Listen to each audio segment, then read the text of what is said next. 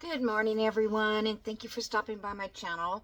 Um, First of all, I didn't have a video for Friday because um, I was filming along, and then I realized that the sound went out because I was using my mic again. So I am not using the mic anymore. I just can't deal with this kind of stuff. So at the end of the video, when I realized that the mic wasn't working, I said a few things that I cannot put on YouTube. Not that bad, but it just wasn't nice. And so then I spent the whole entire day trying to cut that part out, the part where I was being, kind of angry. And I could not figure out how to do it. I couldn't get the video to go to another file, into my iPad or anything. Anyway, it's not worth it. So I would rather do the video over rather than trying to do that computer stuff. So that's what I'm going to do. So today I'm going to do what is called fairy flowers. And these are a couple of examples of ones that I made yesterday, but I'm going to, do it again somewhat and show you how to make these because I think they're adorable. For my boho, and these would be used in something, frilly-ish. Okay, and then, so to get started on this, the lady that did this that I watched is Chrissy Crosser. I've seen her do this a long time ago, and I've always wanted to do it, and I just never took the time to get back to her channel and see how she made it. But because of the boho thing, I thought, I want some real pretty flowers in it, or on the cover anyway. So what you need is some fabric that is silk, and this is not silk, satin, and then I have chiffon. Now these, I used white chiffon. I just bought like a quarter of a yard, and I dyed them with coffee, or in this case I took some of the pink one that Tim Holtz has, velvet something, pink velvet, I don't know. And I just used some of that, and got these wet and put that ink on it, and that made this one pink. This one was done with a green color that I used, this iced spruce. And I don't know, it's not the greatest in color, but I did this after the fact. I made it white, and then I thought, I'm going to try and see if I can't just dip it in some color around the edges, but it actually soaked right in. So anyway, that's what you can do. And then you need some kind of templates. You don't actually have to have a template. You can just cut your own circles out. I use the lid. I've used, this is off of a candle, bottom of a candle. This one I punched out, or no, this one I cut out. And then this is a punch, and I think this one is a die cut or a punch. So let me make one here to start. And these, now this is netting tool is what it's called, and it won't work because we're going to be using a flame to get those edges. Let me light this. I wanted to get a different kind of candle too, because this one isn't working that great. But this will just set a fire. It just won't work. Okay, or you can use like your punches if you have bigger punches. Trying to find a place to put everything. Okay, let me set that away. Yes, I do want to make one this color, I think. So I'm going to just show you what I did. And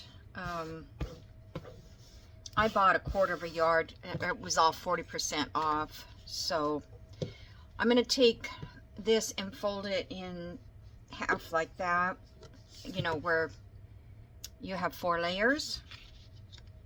If you want, you don't have to, but I'm gonna do that and trace around.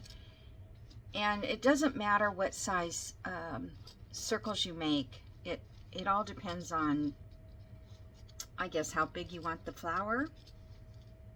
And I wanted these to be kind of big compared to these. These were a little bit smaller. So I'm going to do that, and then I'm going to take a safety pin just to secure. Oh, come on. Just secure that so when I cut it, it won't be falling off.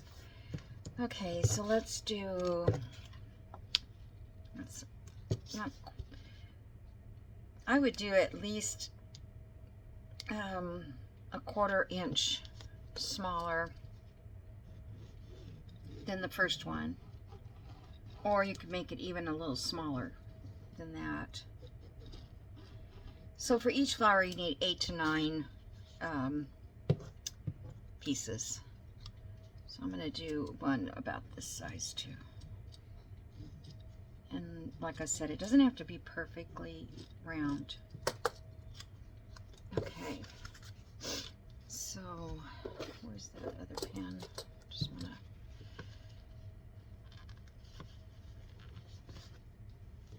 to kind of secure it there. Okay. So I'm going to try my little scissors here that they're cutting through 4 layers of fabric and cutting pretty good. So yeah, I wanted to use the mic because I think it's better, you know, but I can't have this happening all the time. And I don't even know why it shut off. I had everything charged. The battery, I had that already charged. But I did pause at one point, and I'm wondering if that's not, well, actually it didn't lose any sound. That's what's weird. The sound was there, that's why the video's no good. Plus I used a hair dryer. Later on the video I'll show you. Not a hair dryer, but a heat gun. And oh my gosh, it was so loud. But I imagine people turn their sound down a little bit if they don't want to listen to it. I try not to use that, a heat gun, when I'm doing a video because it's very, very loud. So, but I found my Tim Holtz Deco Edge cutter is really not as loud as, I'm not going to worry about saving scraps. I have so much stuff, I don't know what to do with it all. And that's another thing, you know, it's always the first of the year. You just want to get things organized. You know, Christmas decorations put away, and I don't know. I just kind of want to clean house. I mean, my house is clean. It's not that it's not. It's just, it is dirty behind things. So, like, I had to get my computer pulled out because the computer, I don't remember. Oh, I had a power surge and my computer, one of the cords or something went bad. One of my extension cords, so I had to climb under the computer. And oh my gosh, it was dirty. So anyway, I'm just going to do this one right now. But I purchased this lavender and this deeper purple. And then I have this one that I made out of this yesterday. And just see the difference it makes already when you when we're burning the edges. I'll show you. So anyway, that's that. And let me show you how this works. This video probably won't take as long because I kind of know what I'm doing now. All right, so we're going to take a candle and like I said, it doesn't have to be a perfectly, I mean, if I had just even, let's just do this for fun. Let's say I didn't do a perfect circle. Oops, that's a little off. But there. And then you take the flame, you put your fabric, something that's like polyester, or I'm not doing a very good job yet. I had a hard time. The hard part about this is holding this fabric so it's not limp, you know, falling over into the flame. Come on.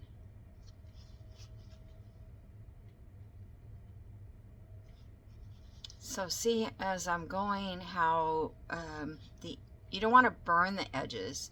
You really just want to, I don't know how it looks to you from the angle from up top, but you just want your,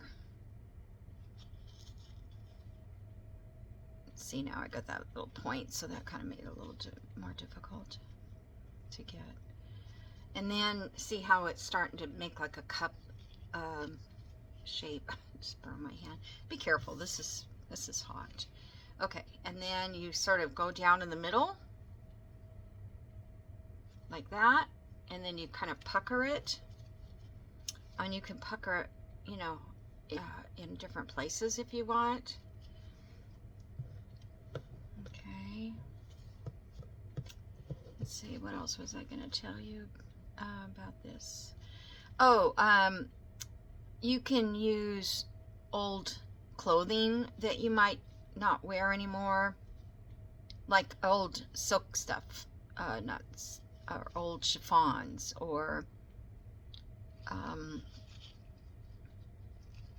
like what I wanted originally when I went to this. We only have one fabric store, and that's Hobby Lobby. Within my distance, I'm not driving 25 miles to go pick up a piece of fabric. It's not worth it. So, so I got around that one, and now I'm just gonna do a little bit in the middle. I like it when it does quite a bit. And if you burn a hole in the middle, that's okay too. Now this one, it's starting to get a little bit of the color, like the burnty color, but not too bad. This flame is not very good.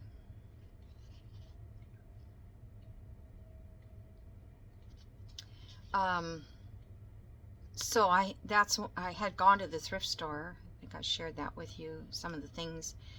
But one of them was, one of the things I bought was a scarf. Then when I was going to use that to show you, but it wasn't really the right colors. It was black and yellow, but I thought, well, I might use it someday, right? Someday. Okay. Now, if you feel like you're getting like this, I've got 3 this size. I think I'm going to cut this down. Well, I'm going to just cut it down. You can fold it in quarters and just go around like so.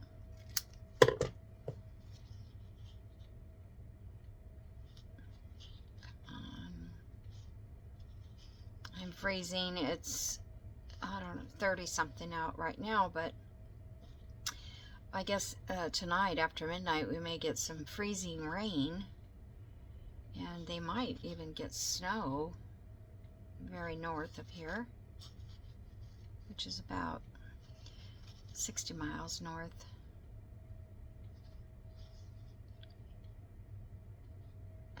They didn't mention anything about this area.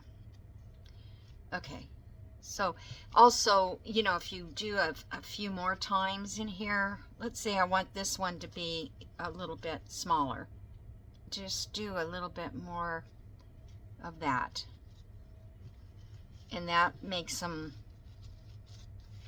kind of different sizes.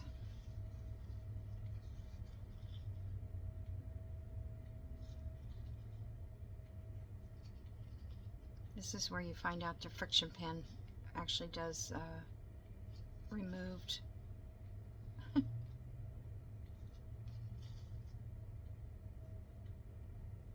I love that friction pen, I'll tell you. It's been a lifesaver for so many projects.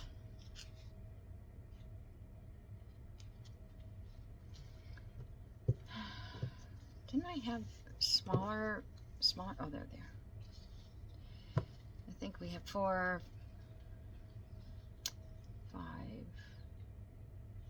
Let's see, I want to do it this way. Now this one doesn't have, it's a different texture on the back side. This is like a dull finish. And I didn't realize that until I got home with it. But I think it doesn't show that much. But the chiffon is nice because it's the same on both sides.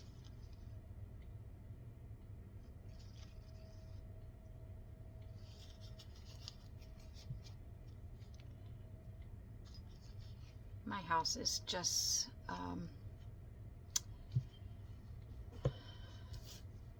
not weatherproofed. I mean, I spent thousands of dollars on a new heating and air conditioning system about, I guess it's close to 3 years ago now. And but there's so many cracks and crevices that the air, like right now, I have the little heater on also next to me, kind of next to me, but my legs are frozen because under my desk it's like ice. You know, I don't know if we need any more. That's pretty puffy. Let's do one small one in for the middle part. But I think these are adorable, you guys. I mean, you could probably sit, you know, I don't know if you could do it like on your sofa, not being dangerous. There was a man here near us, it was just on the news this morning. He was 78, I think, years old. And you might want to use tweezers when they're really small. And I guess he was opening a bag of potato chips in his recliner. And he couldn't get, take that out right now. He couldn't get the chips open. And I understand his struggle. Oh, darn. Oh, well. I'm just going to add more ruffle to that. Okay, so there we go. I mean, we've got a cute flower. And I mean, you don't even have to do anything. It's just there. So what I'm going to do now is I'm going to, if you use like on the chiffon ones, not that one, this one, I was able to use my staple gun to staple it. But this, when the fabric melts on this, where you've burned it in the middle, it makes it very difficult to get things through it. More difficult, not very. Whoops, might help if I had a knot.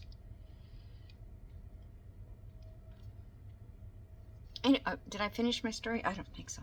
Anyway, he had a bag of chips, and he was sitting in his armchair, and he couldn't get them open. So he took a lighter, a cigarette lighter,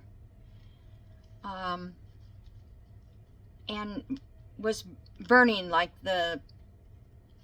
you know, not plastic, but the, whatever that paper is, cellophane or something, to get an opening in the bag so he could rip the bag open to get to the chips.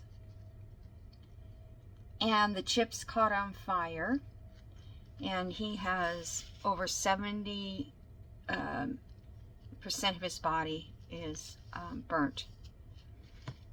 Because the chips, because of the oil that you use in chips, it just went rampant, I guess. Okay, so inside here I wanted to put beads, but I just could not find a bead in my stash that worked for this.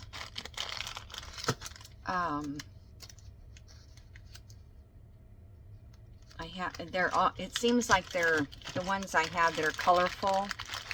This one's on it. They're just too big, I guess. I don't know, but I couldn't really find a bead that I liked for this. So I'm gonna have to either go out and find some beads or just put something else in the center. Like this one I did a flower. This one I just took sari silk and tied a knot, made like a bow. I don't know if I have all my sari silk over there. I can see is, whoop, is not the same color as this gold. So I have these iridescent beads. They have two slots. Interesting. And I'm thinking I could put like 3 of those in,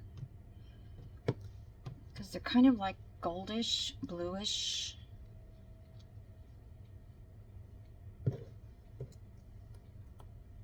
So let me see if I come up the center again. I'm just using regular thread and a sharp needle because my other needle, ouch, that I was using wouldn't go through it. I mean, it did, but it was tough. Oh my gosh. It's really not that hard. Okay. So I'm going to go down.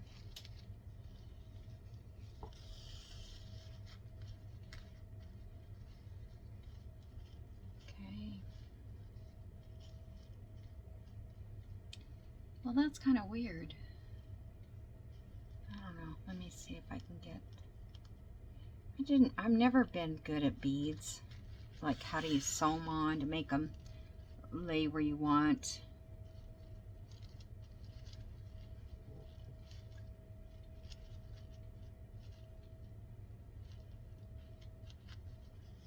So I went through both of those. I don't know if you guys can see. I should come down lower. Let me come down just a tad. Okay. So there are so many new challenges out there this last week. And I kind of thought, ooh, I want to kind of do a challenge, but I changed my mind. I don't.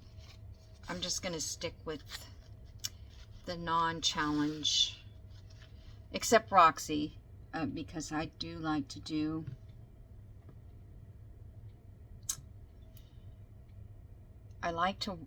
hers because I feel like they're very simple, but you can make them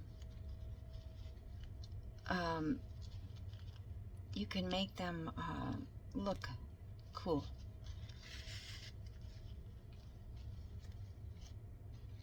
Didn't want to do that. Oh my gosh.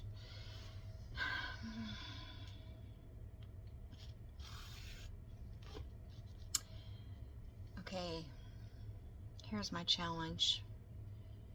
Everybody who's watching this and they're not a YouTube creator, I want you to do a video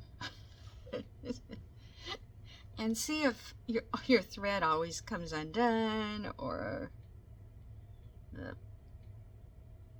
I can't even see this. It's so tiny. There we go. Or your staple runs out right in the middle of a video, or your glue won't come out.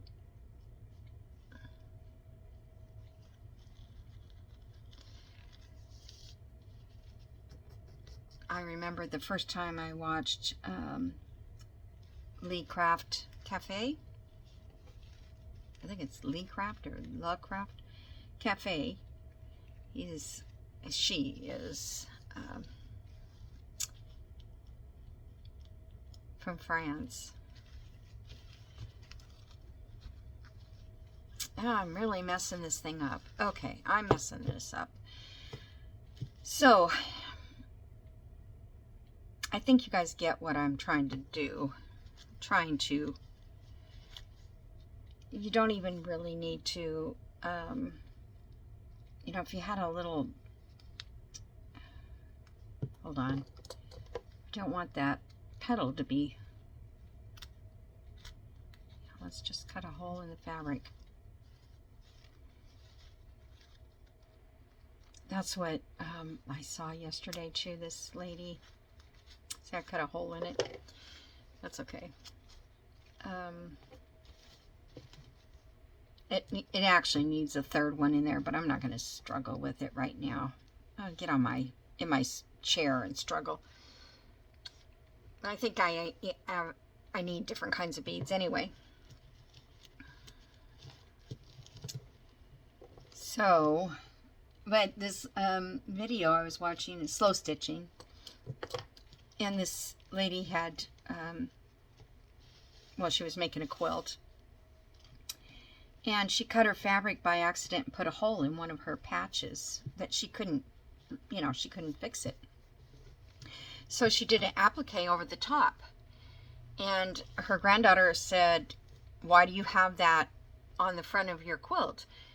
And she said, "Because I had a hole in there and I wanted to cover the hole up. So now you can't see the hole. So I put that cute little flower or whatever it was." And so then the lady had made a huge quilt that was all appliqued, the whole thing. The granddaughter saw it and says, "Oh, Grandma, you made a lot of holes in that quilt." So, but that was the way the quilt was supposed to be. That's a cute little... Oh. Okay, so I was going to get a flower. Hold on.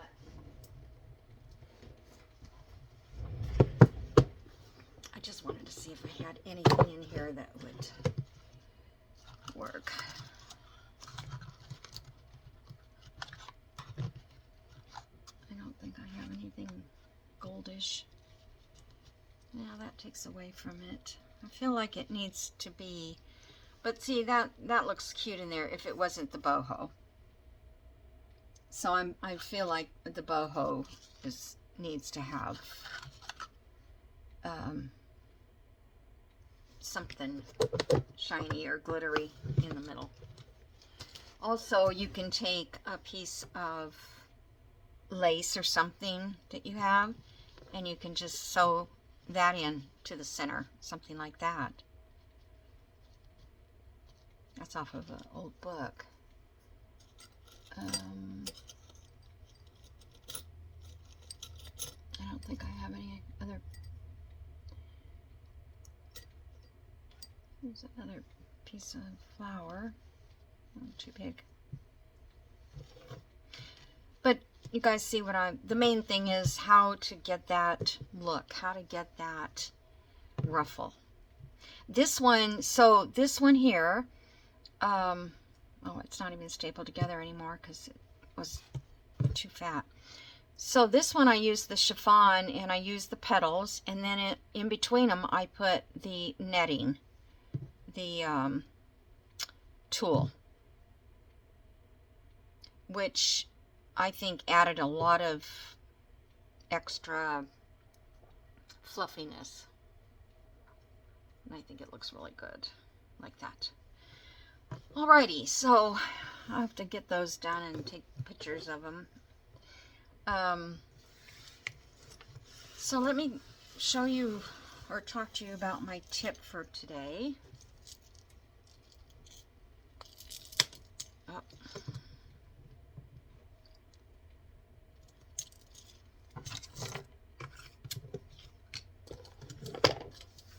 I can't lose that needle.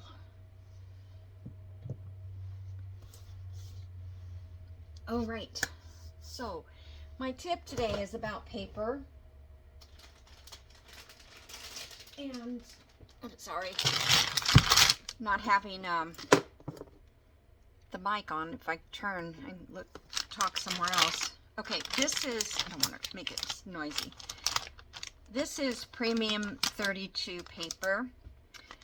It is a 32-pound paper, or 120 GSM, which this is great because I never knew what 120 GSM meant. I mean, I didn't know what the weight was, but now I know in our country it is 32 pounds. It's 100 brightness, and you know that the sizes. 50 sheets, 500 sheets in this one, and this one is also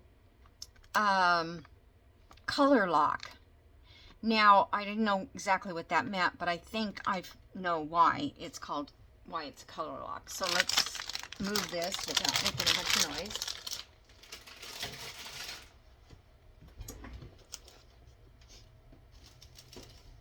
I have always printed my papers on parchment, which is what this is here. It's 24-pound parchment, I think. And I used to watch, well, I still do, Crafty Cats, and she has always used this. Now she has new digitals, her own digital kits, and I don't think she's printing on this anymore because something looks different. I tried to find out in her description below what paper it was, but the link didn't go anywhere. So, but just to give you an idea, this paper here, let's see, what did I do with it?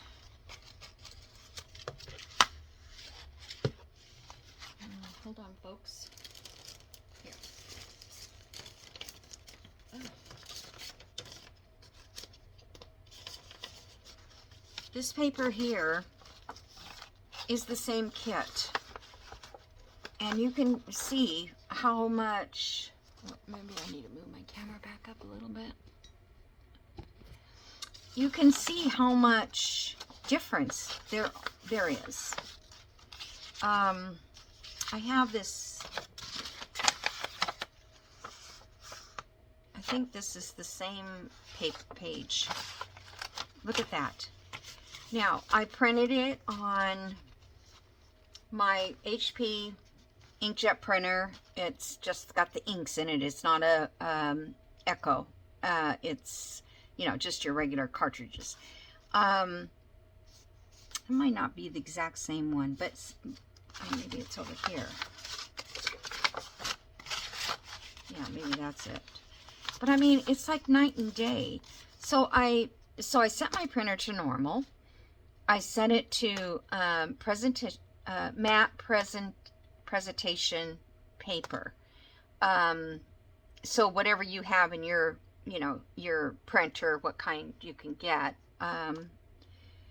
I could do, if I wanted borderless, I can do it on inkjet photo paper, and then it'll print borderless. But that, my printer prints borderless, but you have to have photo, you have to have that setting on photo, and that takes a long time, and it also takes a lot of ink. So I've always used the matte presentation. Even on these, I've always used it. So anyway, I just wanted to share that with you. Now, the other part I wanted to share, eventually, I'm going to get back to this journal again. This is my 3,000 subscriber journal, when I get 3,000. So what I did is I coffee dyed it after I printed it, because I don't like this bright white. Now, this is not bright white because I did it yesterday when I was making the first video. So I'm going to do it again. I'm just going to squirt this with my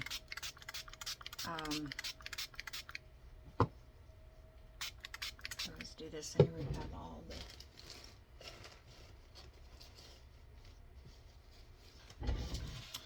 so I squirted it,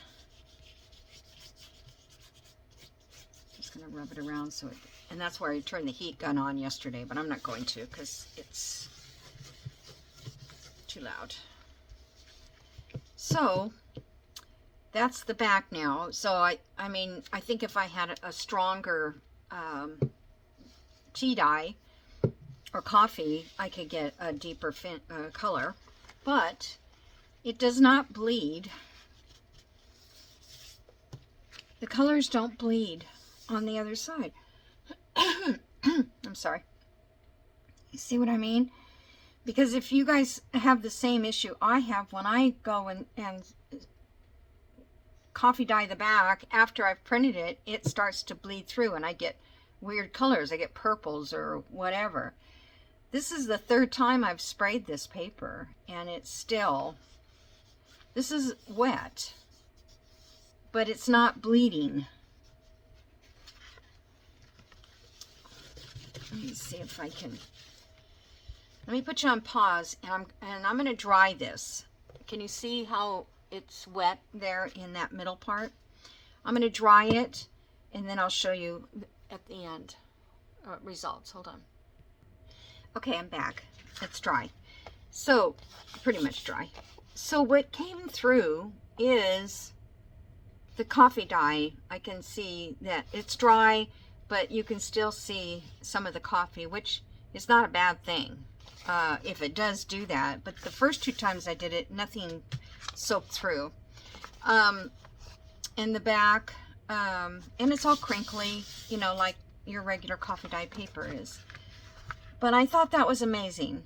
Actually, I could take this sheet and just spray the front and see what happens, because I didn't know if I could spray it.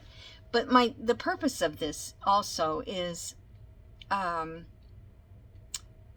you want to print on the vivid white. You don't want to print on coffee dyed, because then your print will be dull like this one.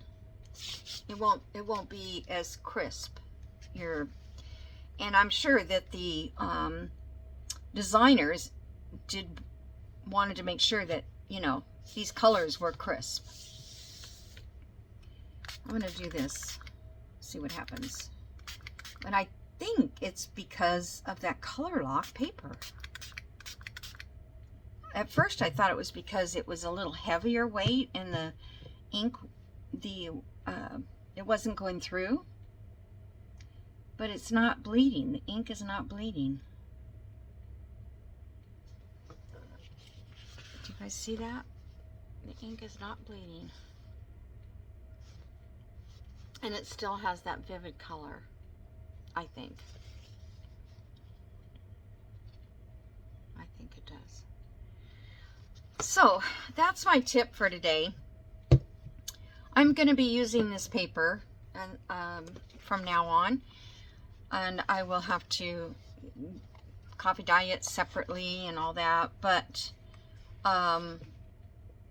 if you're going to use a page and you're going to glue it down to something else, like if you're making a piece of ephemera or something, you wouldn't have to cover the back. You know, you wouldn't have to coffee dye it. Or obviously you can print on the back. But I like the coffee dyed look. I like it when this was a mistake page. I like it when this is the writing on that, and the feel. This is still pretty smooth. I don't think it's going to get that rough texture that I'm used to with my parchment. So that's it for you guys today. How much time? That's not bad. I can't think of anything else that I need to tell you except thank you for joining me, and I hope you subscribe and comment and like, all those things. It helps my channel. I guess it's helping a lot because I've gotten several new subscribers, which I really, really appreciate. And I hope you find some inspiration on my channel. You're not going to get a tutorial because I can't even make sense of what I do anyway, but you can take it and go with it if it's something that, you know, works for you. That's all I ever hope for, is that people can take something and learn from me. I learn from people every single day. Different videos, different designers, different, you know, journal makers, even card makers or scrapbookers. I find things on there too that are good for my journal making journey. All right, guys. Thanks so much, and I'll see you in the next video. Bye.